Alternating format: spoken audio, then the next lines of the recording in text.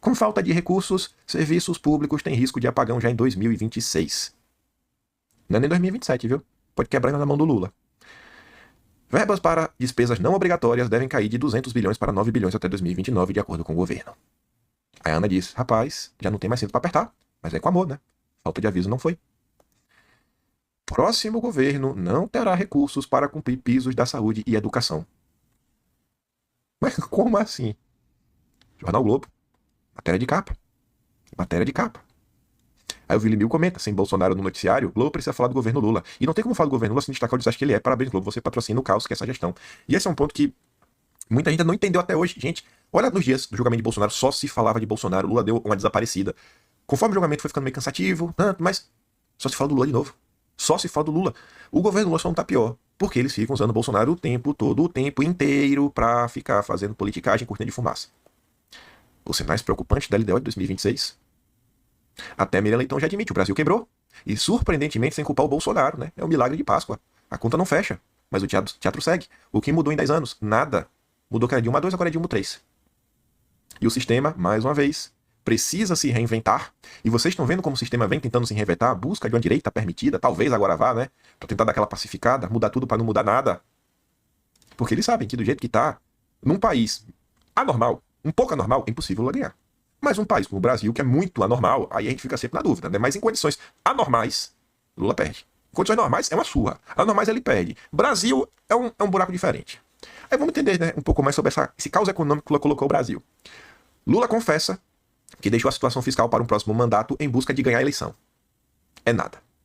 As estimativas para as contas públicas que o governo acaba de entregar ao Congresso recebem um pomposo nome de Lei de Diretrizes Orçamentárias, mas deveriam ser tratadas como confissão. A de que nada mesmo importa além de ganhar as eleições de 26. Nisso, não há qualquer surpresa. Desde as eleições municipais do ano passado, Lula assumiu que uma deterioração modesta da política fiscal, a que ele conduz no momento, incomoda muito os agentes econômicos, mas seria essencial para ganhos eleitorais. A novidade na confissão é o próprio governo assumir que o Acessu estará quebrado em 2027. O que realmente impressiona na confissão batizada de LDO é o grau de distanciamento da realidade política. A FHC falava que a Dilma enfrentava uma base meio quebrada, né, um enfraquecido, uma crise, que não conseguiria implementar as reformas e as mudanças necessárias. Lula está distante da realidade política. Por quê? Coloque-se, por um momento, de lado a inconsistência dos números, comportamento das despesas versus comportamento das receitas, e o que se lê na peça entregue ao Legislativo é a crença do Planalto em obter do Congresso mais arrecadação. Não há base política para isso, como não tinha em 2010, 10 anos atrás. Da mesma maneira, outra questão política subestimada é o grau de resistência social às forças encabeçadas por Lula. As dificuldades em expandir popularidade, mesmo com tanto empenho em aumentar a renda e facilitar crédito, vêm de um cansaço generalizado e não apenas consequências de episódios isolados, que pudessem contornar via propaganda política.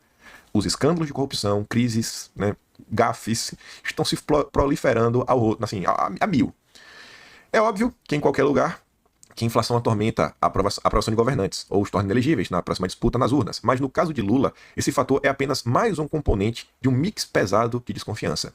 E principalmente pouca esperança de que seja capaz de traçar rumos melhores. Significa que Lula estaria fora do jogo? A confissão batizada de LDO evidencia que ele mesmo considera as eleições dificílimas.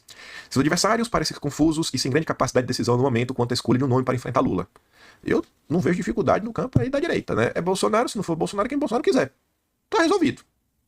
Há um enorme potencial eleitoral nas forças de centro-direita. É porque vocês estão nessa que vocês tiraram o Bolsonaro do jogo, vão conseguir emplacar o candidato de vocês, né? A centro-direita do Lianvac é o FHC. É o mesmo plano de 10 anos atrás. A escolha de seu nome, por enquanto, depende do humor de Bolsonaro e o que dizem as pesquisas sobre a popularidade de Lula. Bora ver, né? Como é que vai ser. Eu acho que por mais que o Lula derrita, eu ainda acho que o candidato que Bolsonaro apontar o dedo está no segundo turno. Será que o sistema vai conseguir reagir e colocar uma terceira via para ter um segundo turno do sistema versus Lula, do sistema versus Bolsonaro? A observar. Projeções do governo mostram que o arcabouço fiscal é insustentável, afirmam especialistas.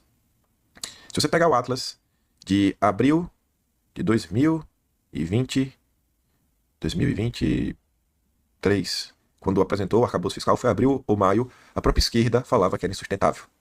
Tava lá o De Castro, nosso companheiro De Castro, que foi expulso do pessoal, perseguido pelo Boulos, já estava falando que era insustentável. Agora você tem de abril de 2025. Foi 2 anos. 2 anos. Dessa vez não foi 10, não. 2 anos depois você viu, estava errado, né? Envelheceu mal. As pessoas avisaram isso. Aí você vê, né? A Globo antes e depois. Como previsto por alguns, o arcabouço fiscal do Lula não sustentou e as promessas não serão cumpridas. Tudo era apenas uma licença para gastar mais e pior. E quem vai pagar essa conta é o povo com imposto de inflação. Aí tá ali, né? Globo em 2021. Arcabouço fiscal vai compensar perdas de saúde e educação com teto de gastos, diz Haddad. O ministro não disse qual será o valor. Regra ajudou a adiar a apresentação do novo marco para contas públicas.